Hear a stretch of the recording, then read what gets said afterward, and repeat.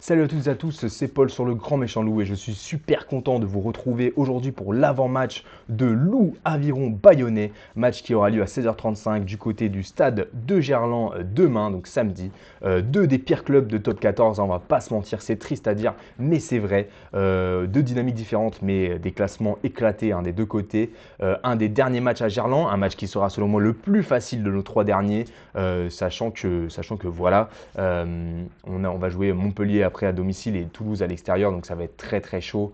Les deux clubs qui n'ont plus rien à jouer mais qui voudront tout donner pour l'honneur, ne pas finir 12e, qui est un peu la place de la honte dans le top 14 actuel, avec Perpignan qui est abonné à ces barrages malheureusement pour eux, et avec Montauban qui était venu ici pour faire une saison un petit peu entre guillemets expérimentale. C'était pas prévu qu'ils montent, mais en tout cas voilà, on était sûr quasiment à 500% qu'ils allaient descendre. Donc voilà, avant toute chose, n'hésitez pas à vous abonner, ça m'aide beaucoup à développer le projet, à liker la vidéo pour le référencement et aussi à commenter. Ce sera un plaisir d'avoir votre analyse et de discuter avec vous sur les différents sujets. Donc deux saisons similaires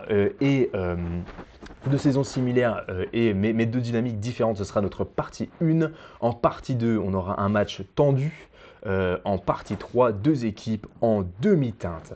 Donc voilà, on va commencer tout de suite par la partie 1, donc deux saisons similaires, mais deux dynamiques un petit peu tendues, pas tendues, mais deux dynamiques qui sont différentes, pardon. Une saison du coup de construction côté Loup, donc là on n'a plus rien à jouer actuellement au niveau classement, donc c'est un peu ce qui nous rassemble avec Bayonne, mais on a des jeunes voilà, qui sont porteurs d'espoir. On a aussi voilà, une équipe en construction, un staff qui construit l'équipe, qui croit au projet.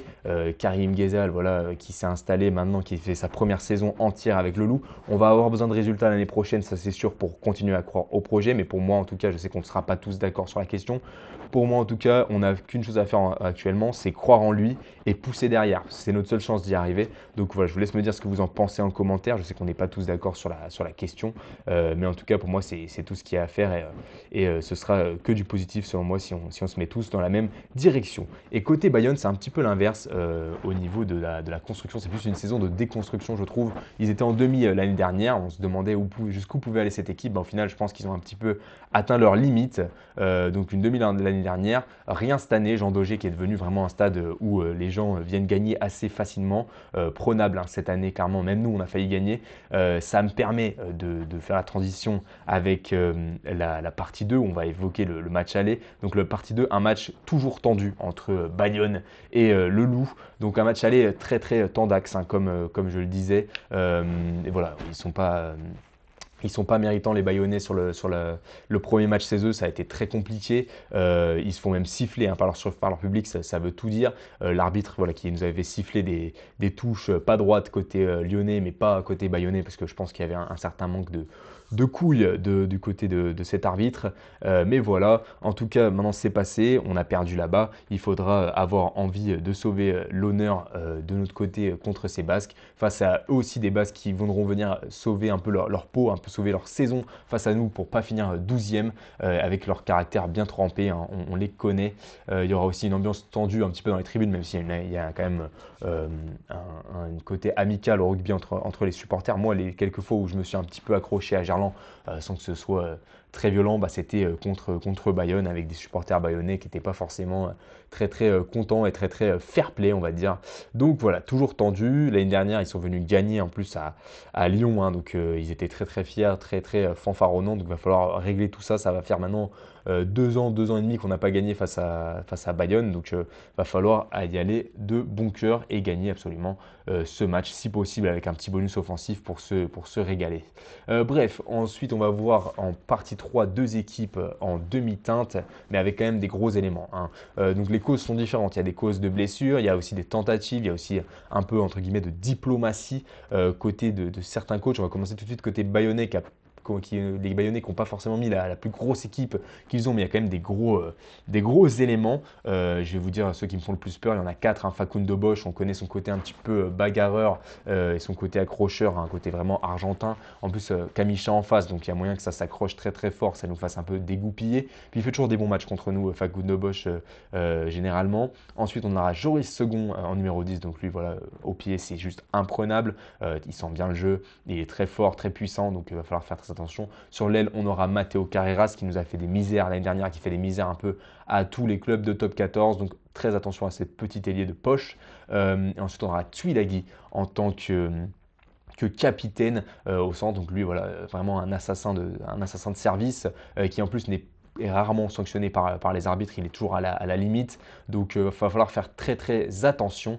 Ça va être assez chaud. Et sur le banc, on aura quand même un plutôt gros banc. Je ne connais pas tout le monde, mais en tout cas, il y aura Tevita Tazafu qui est titulaire, enfin qui est sélectionné avec les Bleus quand même régulièrement. Donc ça va apporter du poids et il va falloir faire très très attention à ce profil, sachant que c'est des profils qui nous ont un peu cassé les couilles cette année. Il y avait voilà, le gars du Racing là, qui nous a fait un peu des misères, je ne me rappelle plus du nom, mais en tout cas il nous avait fait des misères un peu dans le même profil. Et puis bien évidemment, Big Ben Tamifuna qui est venu avec Bordeaux, qui nous a bien saoulé aussi sur la fin de match, qui nous fait perdre le match. Donc attention à Tevita Tatafu.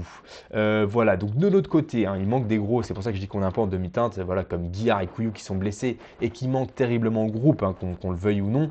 Méliande qui est pas là aussi, qui est écarté parce que, voilà, je pense que Méliande, il a besoin de reprendre confiance, il a besoin de repos aussi peut-être. Et il manque aussi Chapchet qui n'a pas été appelé, donc ça je trouve ça un peu bizarre, même pas sur le banc, alors qu'il fait preuve quand même d'une grosse volonté et d'une certaine polyvalence qui aurait pu nous servir. Mais sinon, ça reste quand même plutôt propre avec Jérôme Ray, Kamisha, Gomessa qui est en partance pour Perpignan. Mais voilà, on a quand même une première ligne qui est très propre avec une grosse première ligne remplaçante, Guillaume Marchand, Moukoro et Absuri. Donc au niveau de la première ligne, ça va très bien. Ça devrait potentiellement, je dis bien potentiellement, dominer en mêlée. Félix Lambert, Nobota, je suis beaucoup moins convaincu par cette deuxième ligne. Félix Lambert qui montre un peu ses limites, on sent qu'il est plus sur la fin de sa carrière qu'autre chose, Félix. Et Arnaud Botta, normalement c'est un troisième ligne. Donc c'est bizarre de le voir ici, ça montre qu'on n'a pas trop d'options côté deuxième ligne. On a quand même William qui est sur le banc qui pourra dépanner, mais ça va être quand même chaud. Donc voilà, Antoine Delians qui enchaîne encore un match. Donc là, ça va faire son troisième ou quatrième match de suite. Donc très content de le voir. Ça montre qu'il a totalement sa place dans le 15. Mais c'est aussi un petit côté, je pense, diplomatique parce que voilà, c'est des joueurs assez cotés en France. Et si on ne les fait pas jouer beaucoup, et ben forcément, ils vont vouloir aller voir ailleurs. Mais en tout cas, Delians, très content de le revoir. J'espère que ce sera une nouvelle victoire pour lui après celle glanée contre Castres. Et voilà, très content de le voir se développer au sein de notre effectif.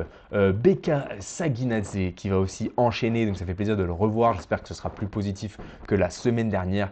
Samuel Simons qui est de retour. D'ailleurs, il a perdu son brassard de capitaine parce qu'il y a Félix Lambé, mais moi je l'aurais remis capitaine parce que voilà, c'est vraiment notre capitaine courage. Lui, il fait vraiment du taf cette saison. Il a apporté un peu une lumière sur cette saison qui est quand même pas la meilleure de notre histoire.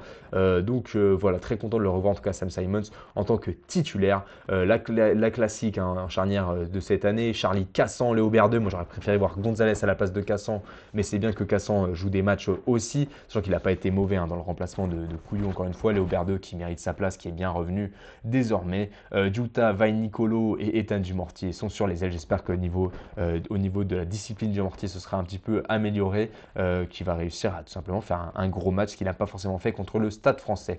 Théo Millet de retour au centre, donc ça forcément, ça va faire du bien défensivement parlant. On espère que Maracou va aussi se réveiller maintenant qu'il a plus de concurrence d'ici la fin de saison. Et on aura Gimbalor à l'arrière, un choix qui fait forcément débat. Je pense qu'il a été aussi vexé d'être un peu mis sur le côté ces derniers temps, certainement pour une cause de repos, mais aussi parce que voilà, les performances n'étaient pas forcément là cette saison. Donc on espère vraiment un réveil contre une équipe de Bayonne qui n'est pas forcément dans la meilleure des confiances et des configurations tout simplement. Donc parmi le banc, ceux que j'ai pas présenté, c'est la charnière remplaçante, Esteban Gonzalez, qui pour moi méritait le titulaire, et Paddy Jackson qui nous fait du 100% au pied cette saison. Dylan Cretin et Jevan Guiradze seront des armes, des atouts de pointe pour faire des grosses entrées au poste de troisième ligne.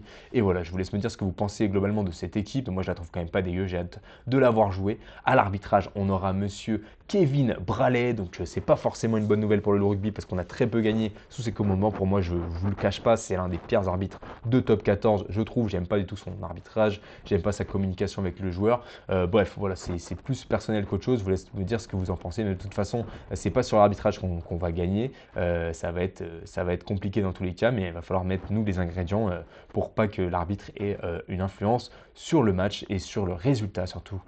Côté du loup, nous ce qu'on attend les supporters pour faire une petite conclusion, qu'il y ait une vraie volonté de jouer devant nous, devant votre public.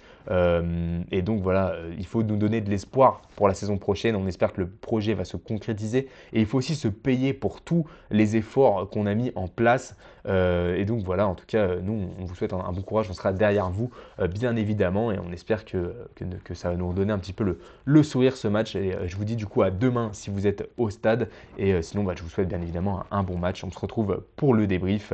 Ciao!